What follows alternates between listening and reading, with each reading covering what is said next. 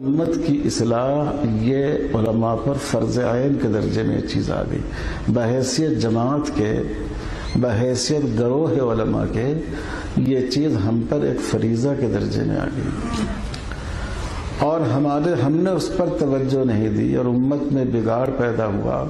تو جیسے امام نماز نہیں پڑھاتا اور سارے لوگ ترک نماز کر لیتے تو اس شخص پر سب کا گناہ ہوتا۔ اسی طرح اگر امت میں بگاڑ پیدا ہوا اور ہم نے اس کو دور کرنے کی کوشش نہیں کی تو ان سب کا گناہ بھی ہمارے سر پر آئے گا۔ اس لیے بہت بڑی ذمہ داری کی بات ہے۔ اسی لیے رسول اللہ صلی اللہ علیہ وسلم نے علماء کو انبیاء کا وارث قرار دیا کہ جو کام انبیاء کیا کرتے تھے،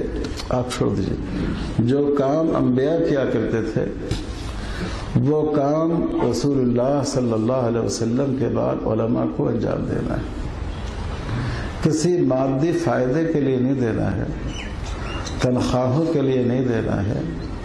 ذریعہ معاش کے طور پر نہیں دینا ہے، بلکہ ان اجریہ الا علی اللہ کے اصول پر دینا ہے۔ علماء نے جو اجرت کی اجازت دی طاعات پر، وہ ضرورت کے طور پر اجازت دی کہ اگر آدمی اسی کام میں لگ جائے اور دوسرا اس کے پاس ذریعہ معاش نہ ہو جس کے ذریعے اپنی ضرورت پوری کر سکے تو اس کے لیے اجرت لینا جائز ہے،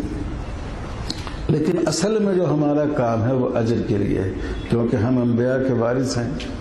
اور تمام پیغمبروں سے خاص طور پر قرآن مجید میں کہلایا گیا ان اجریہ الا اللہ، میرا اجر اللہ پر ہے، میرا اجر، میری اجرت تم پر نہیں۔ بہت سے احباب جب یہ کہتے ہیں کہ میں فلاں مسجد کا ملازم ہوں، کمیٹی کے لوگوں نے ایسا کیا، میں فلاں مدرسے کا ملازم ہوں، فلاں کمیٹی نے ایسا کیا، تو جو لوگ مجھ سے دو چار حرف پڑھے ہوئے ہوتے ہیں میں ان سے کہتا ہوں عزیزم تم اپنے درجے کو کم مت کرو، تم مسجد کی کمیٹی کے ملازم نہیں ہو، تم اللہ کے ملازم ہو، تم مدرسے کے ملازم نہیں ہو، تم رسول اللہ کے ملازم ہو۔ اس کام کو تمہیں انجام دینا ہے جو حضور صلی اللہ علیہ وسلم نے انجام دیا ہے۔ اگر تم نے اپنے آپ کو مسجد کا، مدرسے کا، کمیٹی کا، صدر صاحب کا، ناظم صاحب کا ملازم سمجھا تو آپ نے اپنا درجہ کم کر دیا۔ تو اللہ تعالیٰ نے ہمارا یہ مقام متعین کیا ہے، اس لیے ہماری ذمہ داریاں بہت زیادہ ہیں۔ ہر عالم بھی اپنی جگہ دین کی خدمت کرتا ہے، لیکن رسول اللہ صلی اللہ علیہ وسلم نے ایک اصول بیان فرما دیا، ہر اچھا کام انفرادی طور پر کیا جائے تب بھی ثواب ہے، لیکن اگر اجتماعی طور پر اس کو کام کیا جائے، اس کام کو، تو اس میں دو فائدے،